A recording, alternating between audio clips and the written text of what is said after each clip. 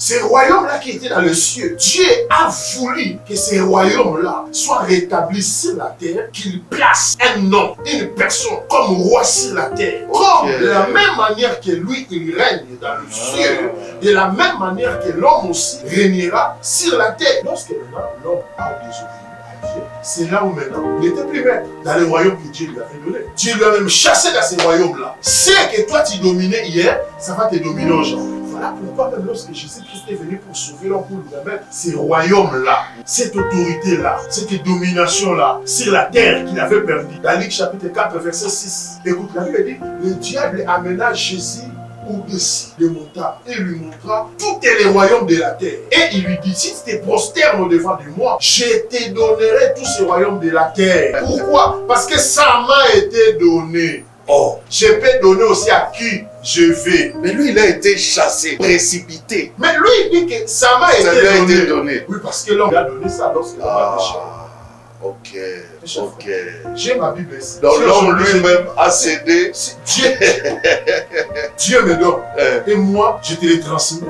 Tu ne diras pas qu'il a volé. Non, ça m'a été donné. Dans Luc 4, 6, le diable dit, si tu te prospères, je te donnerai. Parce que ça m'a été donné. Moi aussi, je peux donner à qui je veux. Je veux. Sans négociation. Or, sans le savoir, il ne savait pas que celui-là qui était en face de lui, ce n'était pas n'importe qui. C'était le Fils. C'était le Fils, héritier du royaume, de toutes les choses. Et c'est par lui aussi qu'il a créé le ciel et la terre. Le diable, aujourd'hui, il est en train de se déguiser pour attirer le peuple de Dieu par des petites flatteries. Je te ferai PDG, je te ferai ministre, je te ferai un grand homme d'affaires. Tous ces royaumes, je te donnerai parce que ça m'a été donné. Je peux donner à tout celui que je fais. Mais une seule condition, tu dois te prosterner devant moi. Oui, les gens aussi se prosternent. Et puis le diable aussi donne. Mais la fin des choses, quand le diable te donne, il te donne avec intérêt parce qu'il sait que tu perds la vie éternelle. C'est Christ Jésus qui est venu maintenant remettre à l'homme cette identité-là du royaume qu'il avait dès le commencement. Parce que la terre que nous sommes ici, ça n'a pas été donné à Satan. Notre royaume, c'est ici la terre. Ok. Ah oui. Faut nous expliquer très bien. Notre royaume, c'est la terre.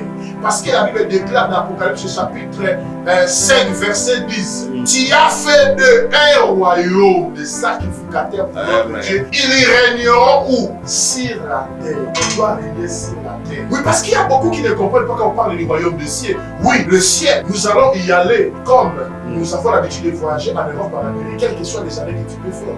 Même les enfants disent qu'ils ont fait 4 siècles en Égypte, mais ils ont fini toujours par y entrer.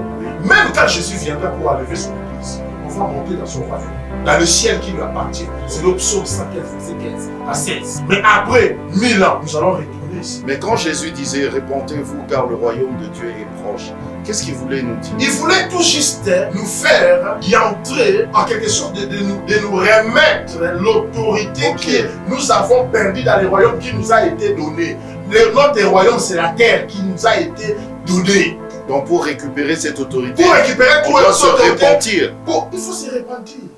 Voilà pourquoi Jésus est venu. Je commence à comprendre à force d'être avec vous. Hein. Mais, oui. Pour remettre à l'homme ce royaume, cette autorité, afin maintenant d'avoir ce bateau du commandement pour commencer à diriger le monde, pour diriger la terre.